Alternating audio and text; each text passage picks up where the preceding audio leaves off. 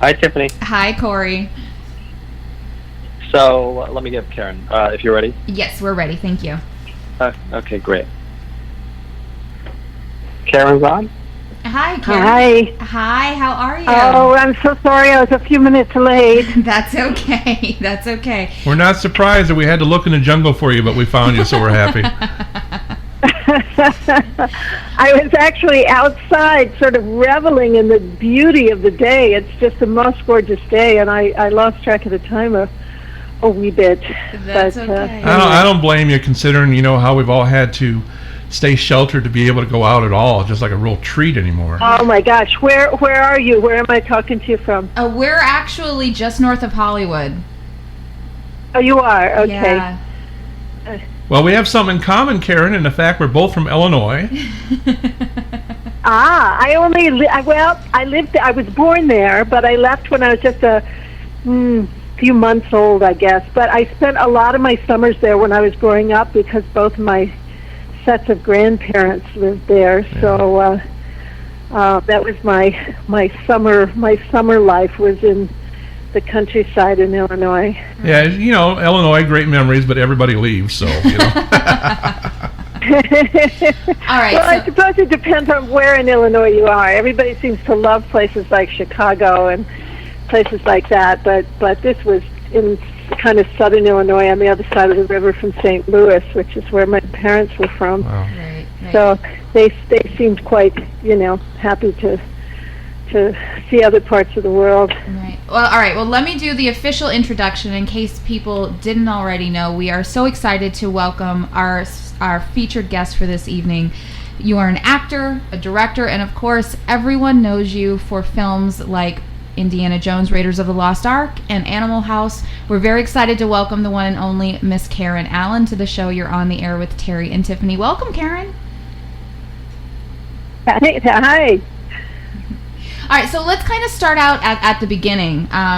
It'd probably be a little bit easier to try to figure out how you got into the business. So at a young age, you actually had attended the Fashion Institute of Technology, right? So what ended up drawing you in? When I was, 17, 18, 19, I did study textile and clothing design, which was something I had always been interested since I was, quite young, actually.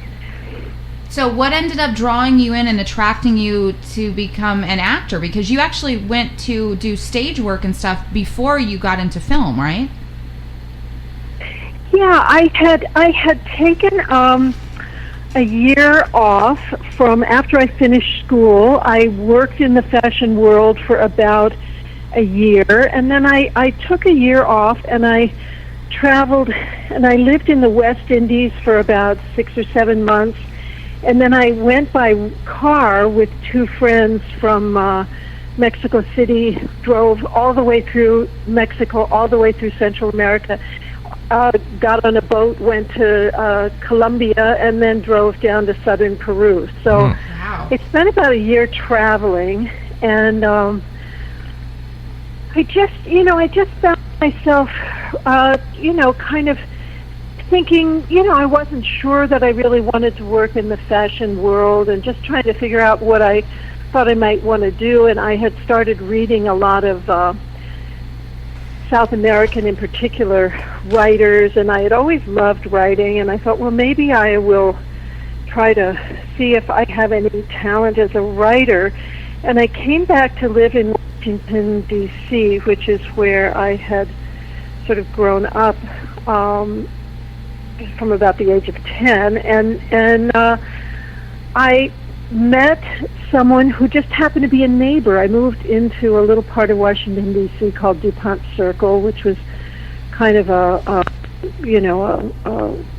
area near George Washington University, and I thought I might go back to school and go to George Washington University. And a friend or someone I really didn't know very well took me to see a theater company perform, and I had very little experience in my life with seeing theater or anything to do with acting, and never really had an interest in it at all. But I saw what, unbeknownst to me, turned out to be one of the most famous, celebrated theater companies in the world, called the Polish Theater Laboratory, that was under the direction of a man named Jerzy Grotowski, who had written a seminal book in the theater called Towards a Poor Theater. Mm-hmm. And it had kind of changed the way the world looked at theater at the time. This was sort of in the early 70s.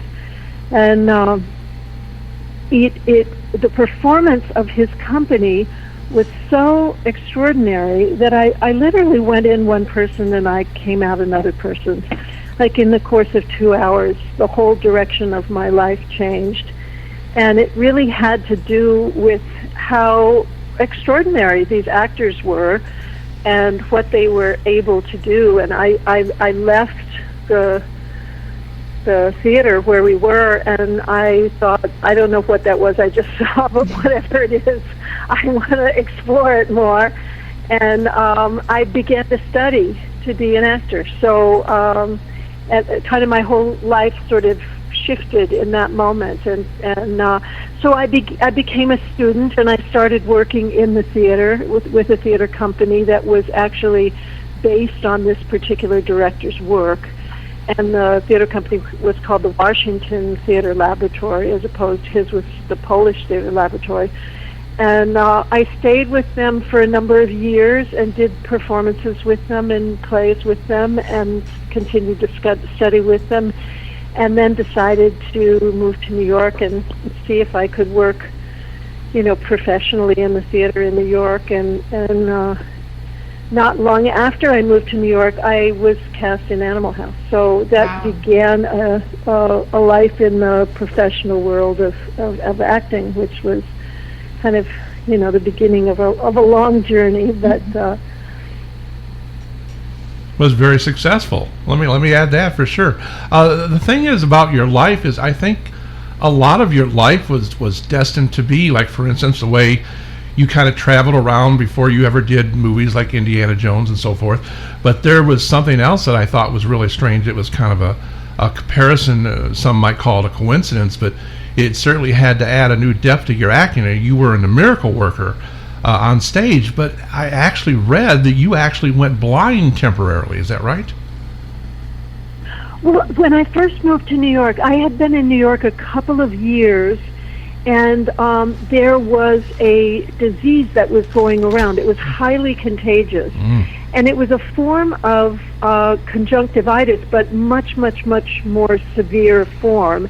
And I actually got it from a group of people who were actors in Animal House, and some of them had it as well. We went to there was a little party at some point after Animal House had come out, so this would have been, I guess, 76 or 7 or something, and it was something, you could get it in the same way you get a normal conjunctivitis, just by touching something someone else has touched that has it. And so, but yes, I did. I had a terrible, terrible time with this form of conjunctivitis, which did cause me to go blind for a period of time. But I didn't do the miracle worker until I did a play on Broadway, maybe 4 or 5 years later, called The Monday After the Miracle, where I played Helen Keller as an adult. We meet her as she's graduating from Radcliffe College, so she was maybe 27 or 28 at the time, and then we stay with her and Annie Sullivan as they try to figure out how they're going to live a life, and how Annie is going to help Helen survive. And so I did that play, and then years later I did do The Miracle Worker, but I played Annie Sullivan. So I played both Helen Keller and Annie Sullivan, which is kind of great. Well, I was just thinking if you would have played, Helen, wow, you definitely would have known what she went through. I actually went blind temporarily for a while too, so I know what that's like. That's some scary stuff there. Wow, incredible. Yeah, it is pretty extraordinary. I mean, they didn't really have a cure for this at the time, so I basically just had to stay alone in my apartment. So God forbid I would have given it to someone else, and it had some extremely physically painful symptoms, and there was very little I could do. I just had to kind of tough it out, weather it out, and the worst of it lasted maybe a couple of months, and then as I started to get better, I had a lot of issues in the begining. I just because like a broken leg, you completely lose all of your strength when your eye muscles. I don't know if you experience this or not, but you basically deteriorate, and you when you first start to be able to see again, you have no strength in the muscles of your eyes, so they can't focus on anything. So it takes a little while to recover. But I haven't really had I haven't had any lifelong repercussions. But good. When people when I go to see doctors or something, I put this on my what kind of issues have you had? They're always fascinated because it was a very small group of people in New York, I think, that got this particular disease, and it was quite well remembered, by the medical community at the time. So when people discover I was one of the people that had it, they're always fascinated. I would think that the press would be fascinated over the fact that you got it at a party for Animal House. I mean, that's almost like it's almost like I know. Well, we just all came together to play music. It was like a Sunday afternoon, and while we were shooting Animal House, a lot of us, would play music together and sing and hang out. And Bruce McGill, who played D-Day in the film, he also had this same disease, and we kind of got through it together. We talked to each other on the phone from time to time when we had it. He was ahead of me because he, I think, possibly was the person who gave it to me, and he was sort of ahead of me in the progress. And he would say, "Hold on to your hat," some really bad stuff coming. And I'd be like, "Oh, damn." We had on Stephen Furst from Animal House, God rest his soul. Yeah, great guy. he's the best. And Maddie Simmons, who, of course, from National Lampoon, it was part of the powers that be behind the film. And they had great memories of Animal House. I'm sorry that happened to you, but I can imagine it was fun making that film, right? Oh, it was a blast. We had a blast. No, this was about a year later. This was after the film had come out. Okay. And, so it had really no connection to Animal House other than it was, a group of the actors from Animal House. Right. Now, knowing that Animal House was kind of your first big film, talk to us a little bit about how you got that role. What was the audition process like, and how did that come to be? Well, I had moved to New York City after working with this theater company for a period of time. And while I felt very well trained as an actor through my work with the company, it was a very specific and quite eclectic type of training that I had gone through. And I thought, really, probably I should learn more the New York lingo of how people, talk about training and talk about acting. So I decided to study with two of the most well-known acting teachers in New York at the time, which was to study at the Lee Strasberg Institute and to study with Stella Adler, who was also a very celebrated teacher. And I signed up to take classes with both. And while I was studying at the Lee Strasberg Institute, one day I was leaving, and I glanced up at a bulletin board, and I saw on a bulletin board just a little 3x5 card, and it said, "Feature film casting, college-age actors and actresses, send picture and resume to." Now, all I had at the time, I'd only been in New York maybe 2 or 3 months, and all I had was, theater credits, and I had photographs of myself in several plays. So I kind of put together a picture and a resume based on all, my theater work and my theater photographs, and I sent it off in the mail to this address, and a few days later I got a call and was asked to come, at a certain time to an address which happened to be on Park Avenue, which, unbeknownst to me, was the Universal Studios offices. And when I arrived there, a woman sort of strode over to me and said, "I know you're not in the union. I know you don't have an agent, but you're coming in to meet John Landis because you're my girl." Wow. Sort of, kind of slapped her hand on my shoulder with great gusto and took me in to meet John Landis. And I sat at a table with John Landis and Harold Ramis and Chris Miller and Doug Kenny, and we talked for 10 minutes or something, and they asked me to come back and read a couple of scenes in the film.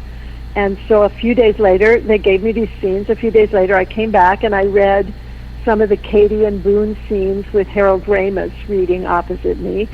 And then they asked me to come back a second time and read again and I can't remember if I read with Harold or with someone else.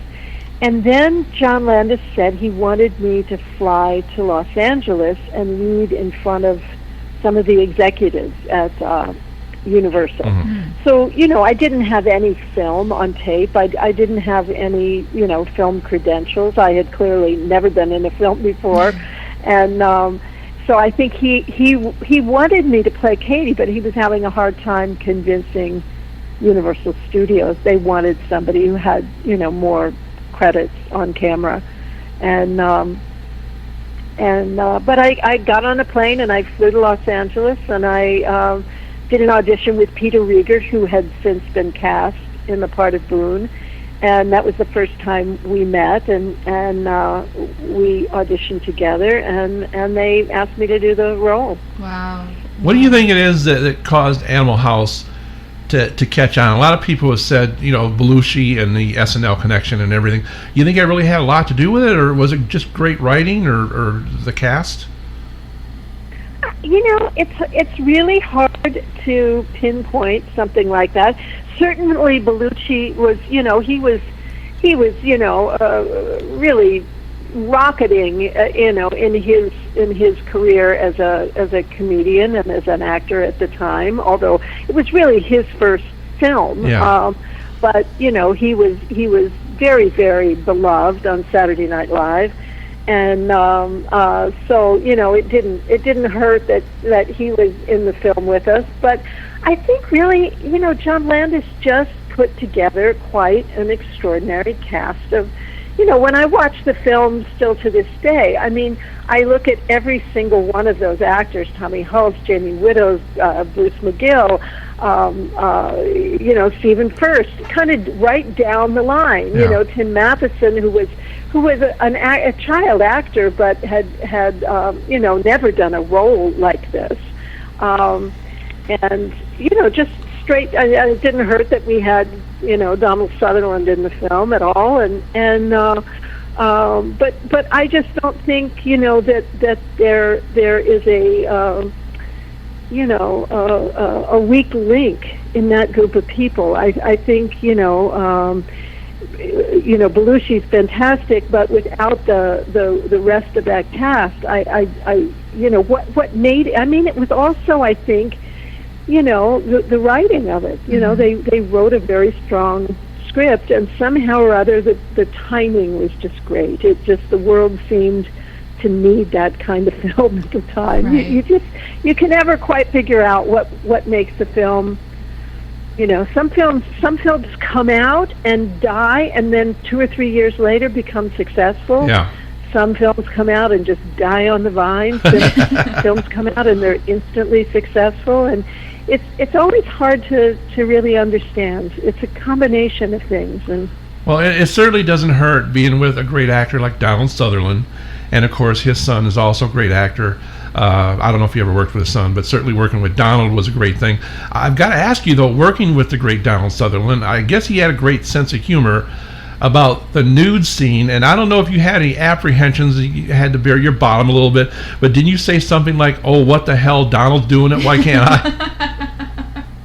No, I'll tell you the story, and this is the real story, is that scene was not written in the script, and the day we were going to shoot that scene, I showed up on the set, and John Landis said to me, okay, this is the way we're going to shoot this. We're going to start on your naked butt, and you're going to pull this T-shirt down over your head and cover it up. And I looked at him and I said, no, that's not what we're going to do.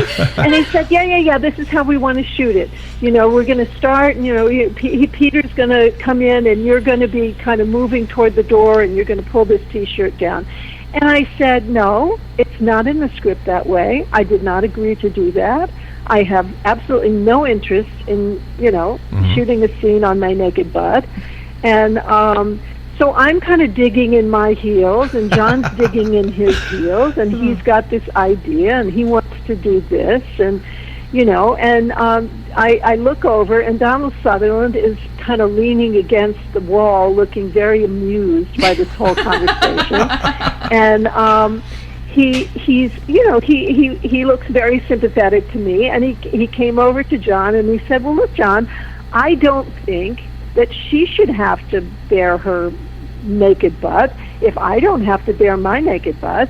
And John said, what are you talking about? What do you mean? Like, how would that work? And Donald said, well, look, I'll show you. And he walked off the set, and he took off his trousers, and he came back with this sweater on, which was his costume that had pockets in it, and he sort of used his hands in the pockets to pull the sweater down, you know, over his bare essentials. And as he turned with his back to us, he reached up over the refrigerator into a cupboard, and the sweater went flying up, and there was his naked butt. Yeah. And I just thought, oh my God, if Donald Sutherland is willing to do this to make me feel comfortable doing this scene, if I have to show my butt, you know, it just made me relax and feel, you know, at ease about it.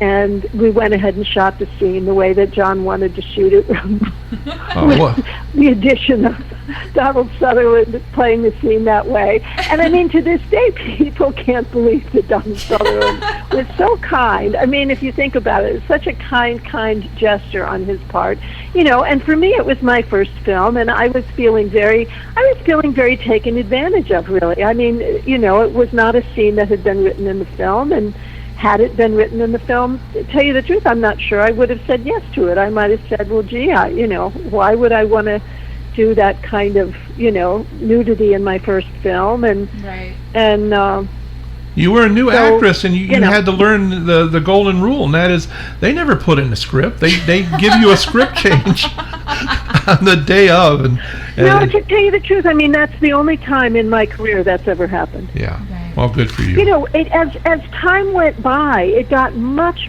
more and more. I mean, actresses really learned to protect themselves. So, no, it got much more stringent. I mean, you had to tell an actress exactly what was expected in terms of any kind of nudity in a film. And then, you know, if the actress said no, then they would hire, you know, what they call the body double, and the body double would do those scenes on the, you know, instead of the actress. And even that had to be approved of by the actress, that it was being done with a body double, because, of course, people would assume it was, you know, the nudity was being done by the actual actor, because they you know, would try to find somebody who looked, you know, enough like.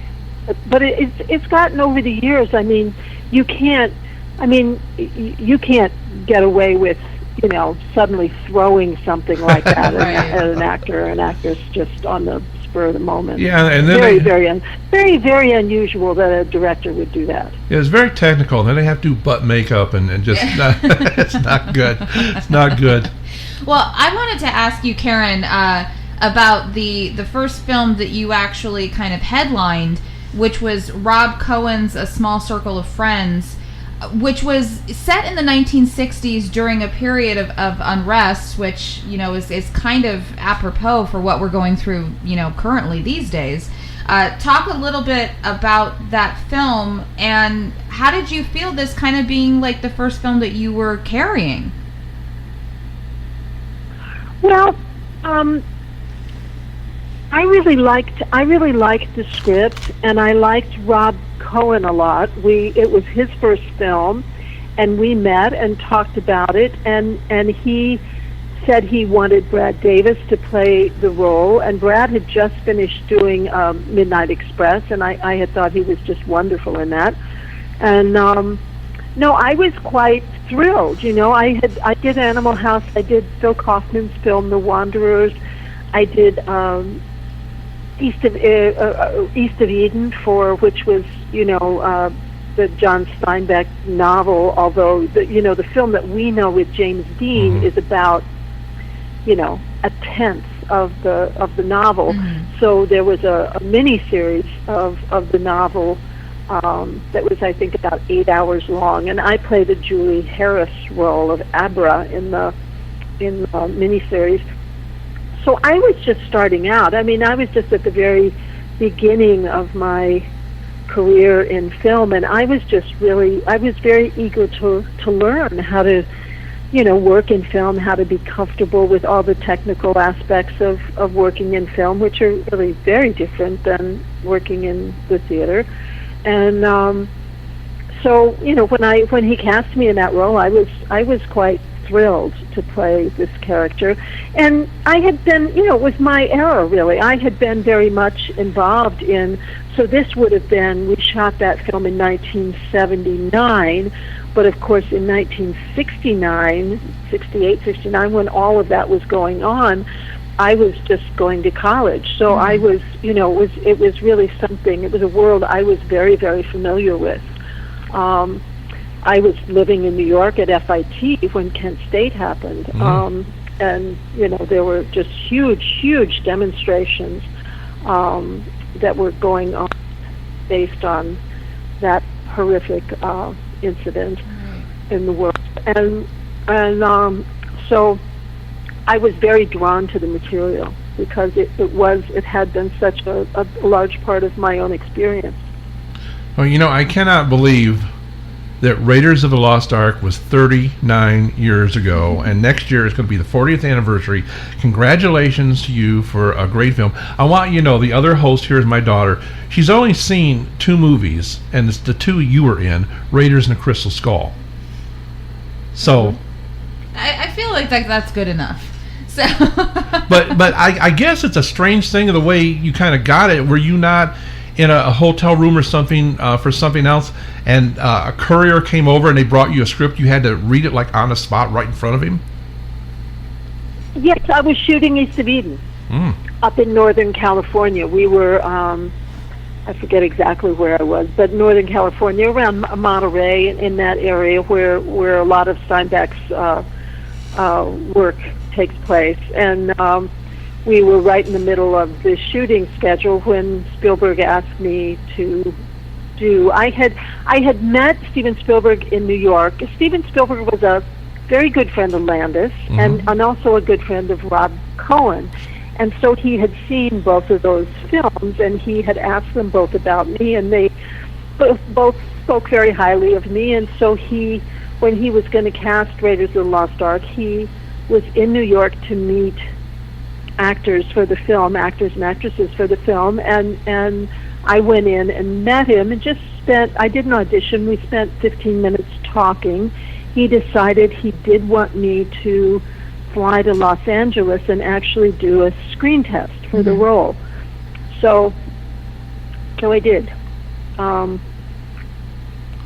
I think I went off the question. I forgot what the question was. Well, it was just how basically did you get the role of Marion Ravenwood, which you hit on, but I flew to Los Angeles and I auditioned. I did a screen test with Tim Matheson, who was up for the role of Indiana Jones. It had been, you probably know all this, but it had been Tom Selleck who had been cast. Yeah. And then Magnum PI got picked up as a pilot, so they wouldn't let him out of his contract. I and didn't. so I didn't know suddenly about. There was no. I was going to say I didn't know about Tim Matheson. You just floored me. Well, he was just somebody who was auditioning. I auditioned with him, and I auditioned with an actor named John Shea, who was a New York actor who I had met a little bit. I forget why. Maybe we auditioned for something else together, but so I auditioned with those two actors, and yeah, I think I later worked with Sam Elliott, and Sam Elliott told me he auditioned for Indiana Jones. Wow. And I think Jeff Bridges told me he auditioned for Indiana Jones, but I didn't audition with them. I don't know who did the auditions with them. No. But after those two auditions or those two screen tests, I then went. I flew back, I think, to New York, and then flew out to Northern California to start work on East of Eden. And it was while I was there that they asked me if I would do the role, but I had to read the script first. Right. So they did. They sent a courier. Oh, that was the question. Yeah, that was the question. They sent a courier up to Northern California who sat in my hotel room watching me read the script, and then I had to sort of hand it back to the courier, and the courier took it back to Los Angeles. So I had to just read it once and make a decision. Well, I've got to ask you whether or not I wanted to do it. Sure. I think they definitely picked the right guy. I worry because Harrison Ford, I think he thinks he is Indiana Jones because he's always flying a plane and having a few mishaps. I worry about him. I love him so much. I mean, the man that you worked with and the two times that you did Indiana Jones with him, I mean, does he really act like an action figure, or is he just like your average New York type actor? Because he really puts me in mind as somebody that lives that role. Not in New York. I mean, I don't think he's ever spent much time in New York, but no, he's from Los Angeles, I believe. Yeah. Although he lives, a lot of the time up in is it Montana? I think he has a place in Montana, but no,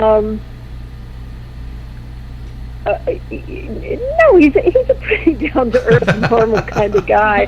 I mean, he does love to fly. That is his. I mean, Indiana Jones doesn't fly planes or anything. Although he gets and spends time in planes, but I don't know when. I'm trying to remember if Harrison was flying when we did Raiders of the Lost Ark, and I don't really remember. It may be something that happened afterwards in his life. I wish he would stick with swinging on ropes, because swinging on ropes are safer than being in an airplane. Well, I don't know. I don't know if swinging on ropes would be safer for him these days. But he has had some mishaps. But he's had some mishaps just on sets and stuff as well. I mean, he was badly injured in the last Star Wars film he was in. Some piece of equipment sort of hurt his leg, I believe. It's acting is a dangerous job. Yeah. Well, I think people think it's like so easy and so glamorous and everything, but we've all been injured on sets. It's challenging in many, many ways. Well, kind of going along with that, we wanted to find out what was the shoot for Raiders like, because everybody thinks, oh, well, it's just all acting, but when you're in a film like Indiana Jones, I mean, it's got to be pretty grueling. I was young. I don't think, I don't think I found it grueling. I was 29 or 30 years old. And I've always been fairly athletic, and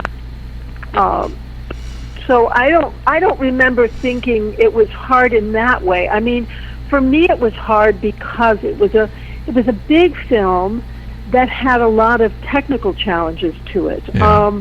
In terms of, a lot of times as an actor, you really do try to get into a frame of mind of almost forgetting that the camera is there. You're in the scene, you're working with the other actor, you're telling the story, you're entering the emotions and the reality of the character you're playing, but you try to not think about the camera.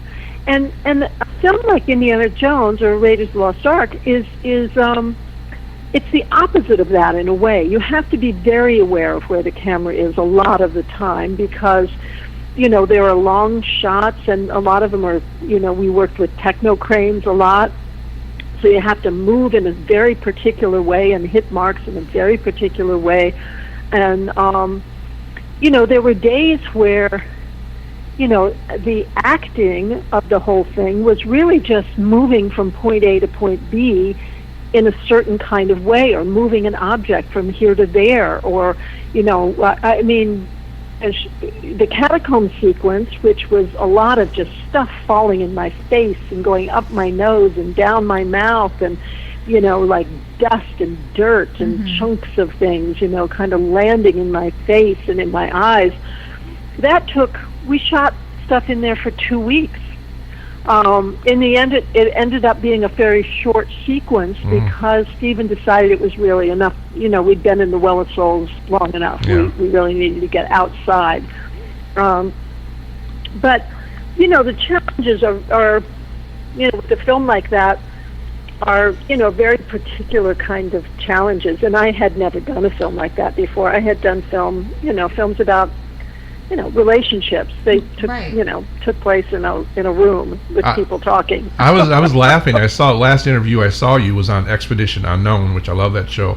He's kind of like a TV Indiana that was Jones. so much fun. But you had talked about, and you kind of dropped off on it, didn't really finish the story, that one of the most terrifying things or horrendous things or things that was uncomfortable with you was working with the monkey. What happened with the monkey?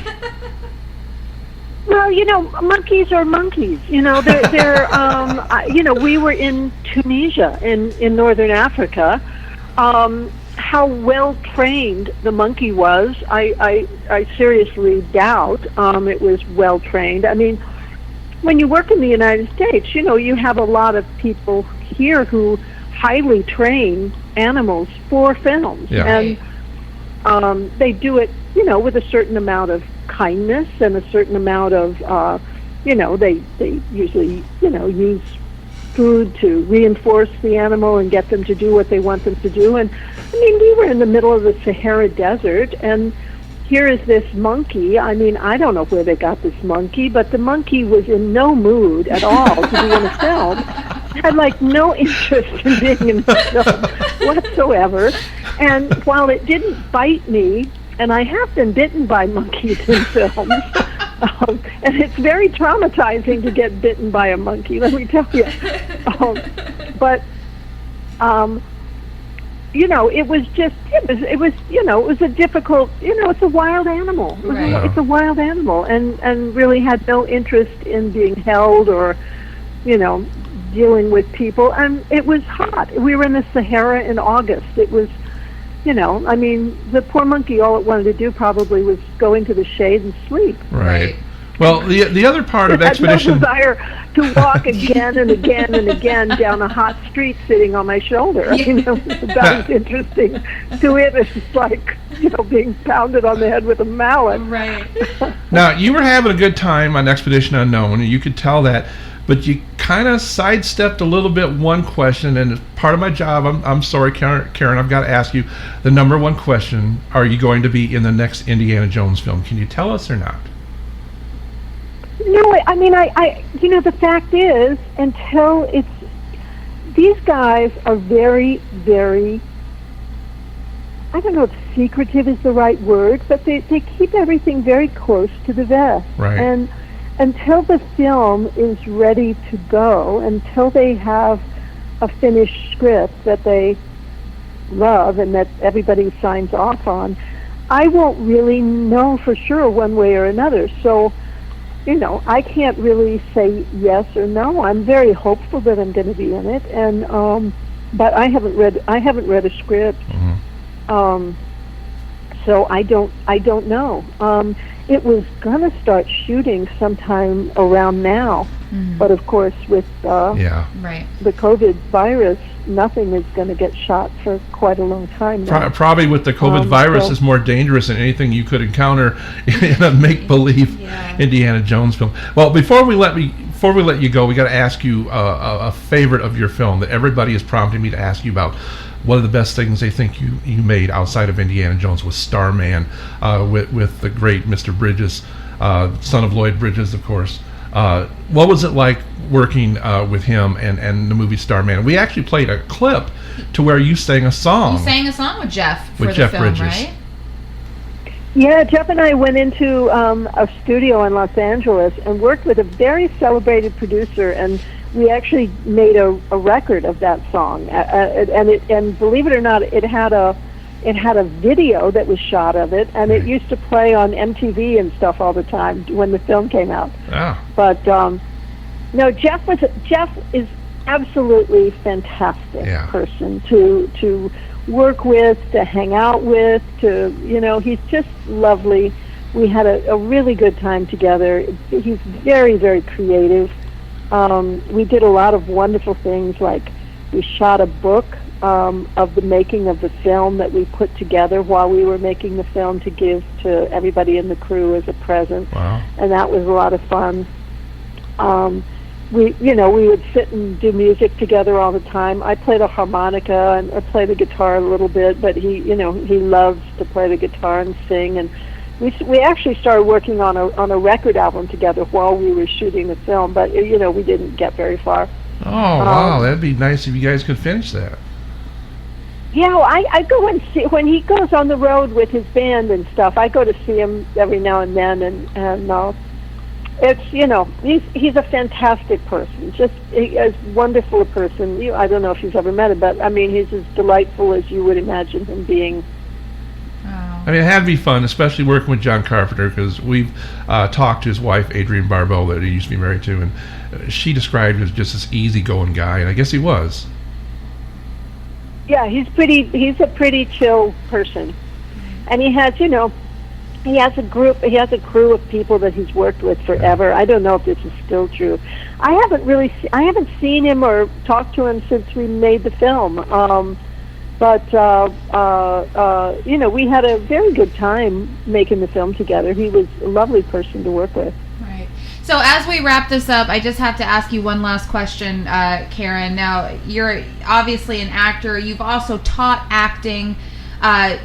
Do you worry about, or have you ever told maybe any of your students, given them advice, becoming too known for a certain role? Like, for example, everybody associates you with Marion Ravenwood. Is there such a thing as it being bad that you're too known for one thing? Do you worry about typecasting? Oh gosh, I don't know. I mean, you can't.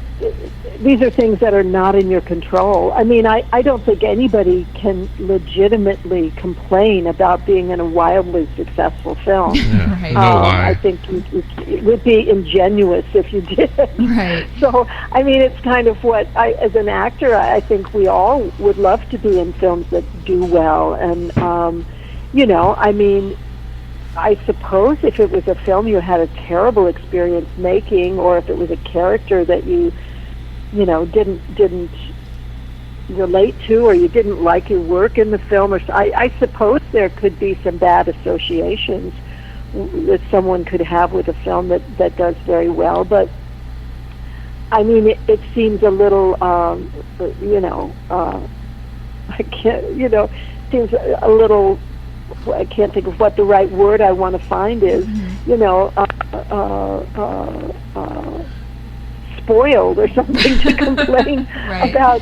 Being in a film that people love. And I mean, that film, Raiders of the Lost Ark, it's a very beloved film. People have shared it with their children and their grandchildren and their great-great-grandchildren probably at this point. And I don't know.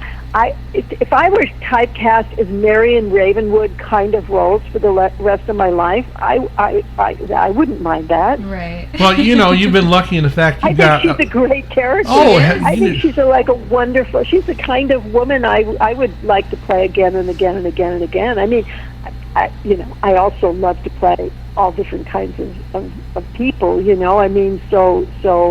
I wouldn't necessarily want to play the same character my entire life. Indiana wasn't afraid of the Nazis, but I think he was afraid of Marion.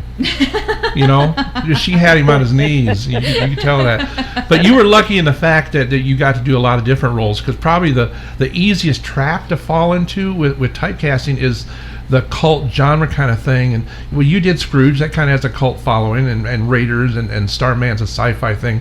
But you did a lot of other dramatic stuff too, so I mean, it wasn't just like fantasy. So.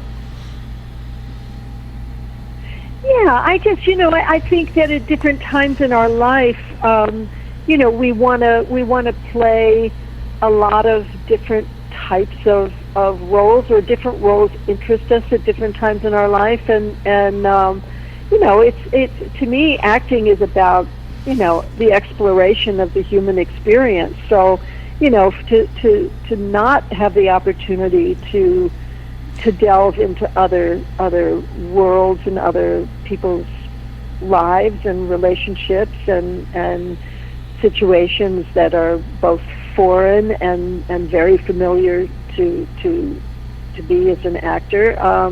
You want it to be a journey. You want it to be an exploration. You don't want to sort of feel like you're just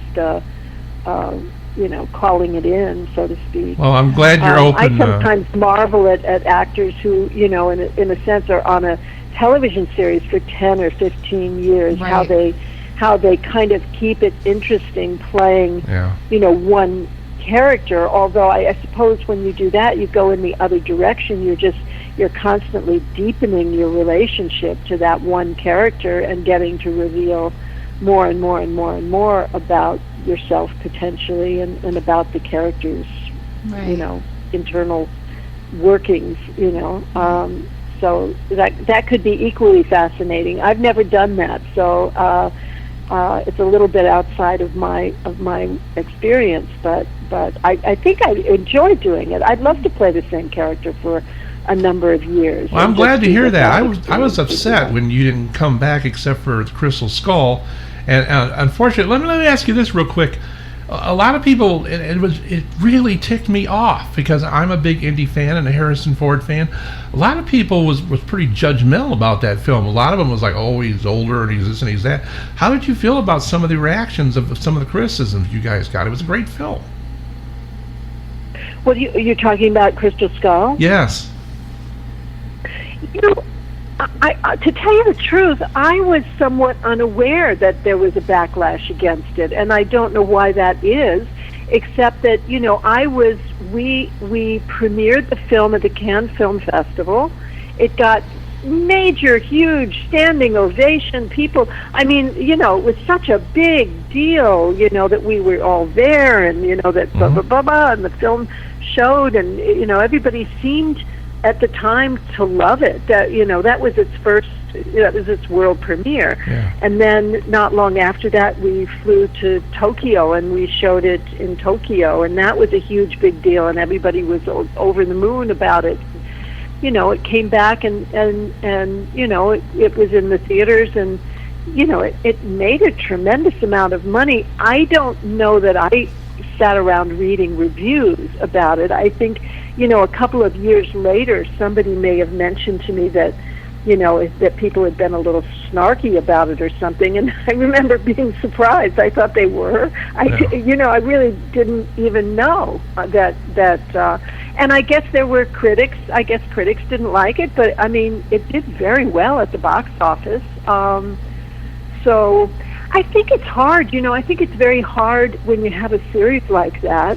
Everybody has their expectations about what it's going to be, and I think it's very easy to disappoint people when the setup is, can you top the first one, Right.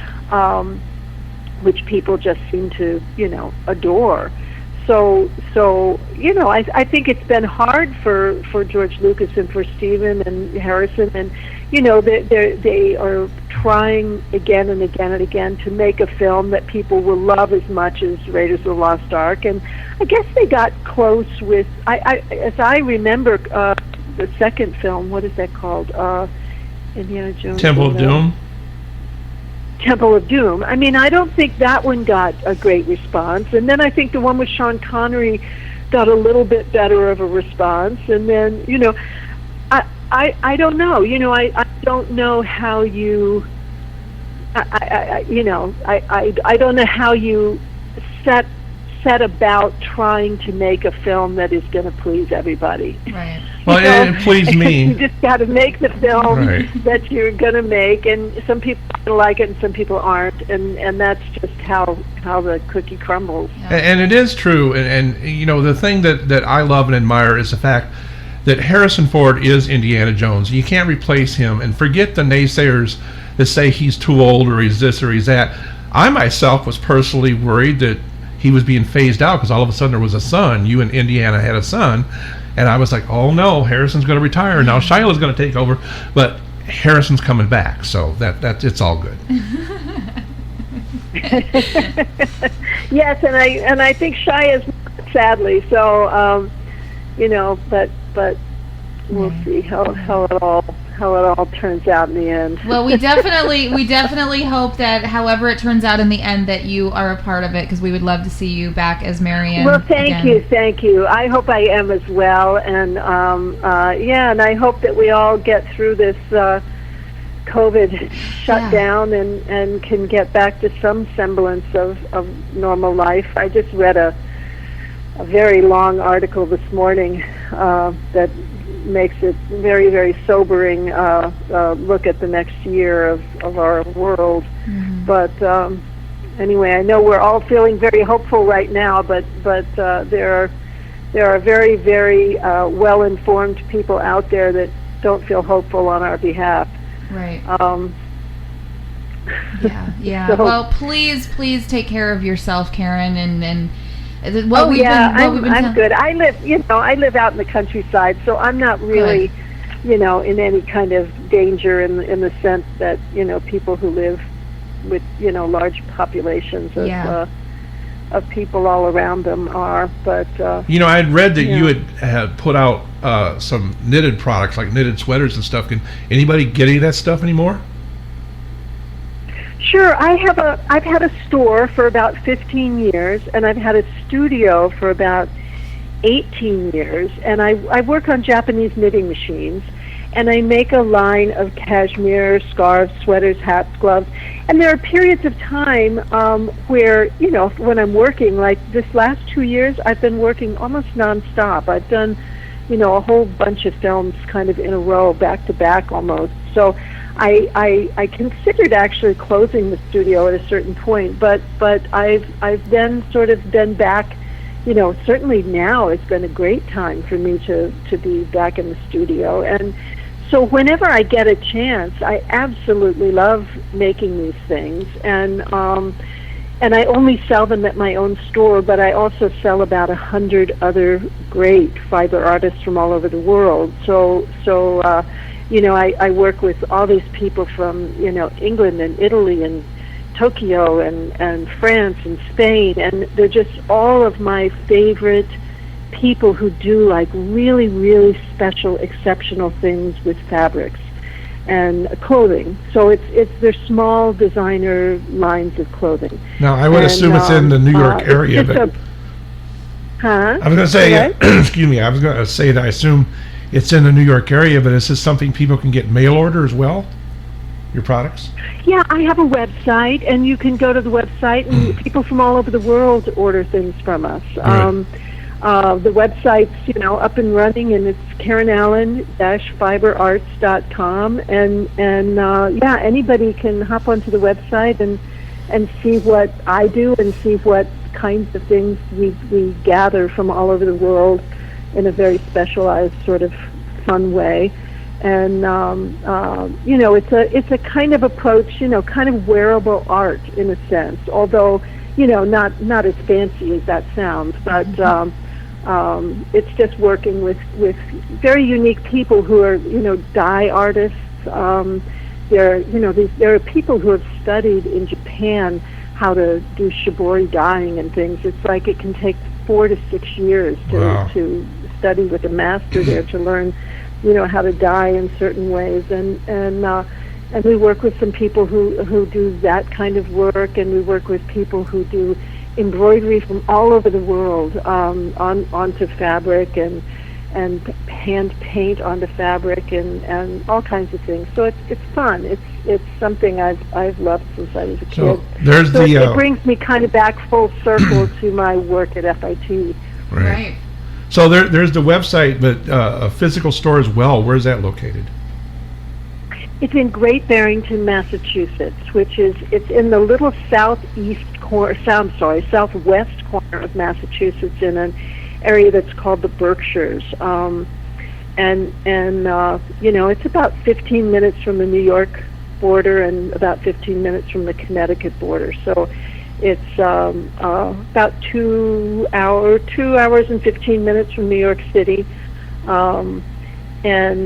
Beautiful, beautiful area of the countryside. We have, it has like an incredible high density of wonderful cultural institutions like the Tanglewood Music Festival and Jacob's Pillow International Dance Festival and a bunch of world-class theater festivals, which is what brought me up to this area. I came up here many, many times to work in the theater. So once again, you give us your website URL? It's www.karenallen-fiberarts.com. And just as a last note here, any movies? You said you got a bunch of films that you made. Anything that we should look forward to coming out, or? Well, the film Colwell came out, and we got nominated. I got nominated for Independent Spirit Award, as did the film, and it's been on Showtime. I know you can see it on Amazon. Mm-hmm. And it's Colwell, Colewell, and it's quite a relevant film in the sense that it is about the shutting down of post offices all over the country. Oh, wow. Although it focuses on one small town, and I play the postmaster in that town. And people have just really, really loved the film. Especially since, they're talking that could happen. And then I'm going to film that's going to be on Netflix soon that's called Things Heard and Seen. And I don't know exactly when it's going to be on Amanda Siegfried is in it, and it's a wonderful little kind of strange tale of a couple that just happened to move into the wrong house. One of the films. All been there. Wow. Well, it's been a real adventure. Let's put it that way. A real adventure talking to you, Karen, and you're an incredible actor. Yeah. Thank you so much for taking time out of your schedule to chat with us. We really appreciate it. Thanks. All right. And please stay out of any airplanes with Indiana Jones. So, Yes, I will. He used to actually fly into Great Barrington every now and then in Massachusetts. We have a little airport here, and he would land in that airport, but he hasn't been this way in a long time. Okay, thank you, Karen. Thanks, Karen. Have a great weekend. All right. Bye-bye. Bye. You too. Bye.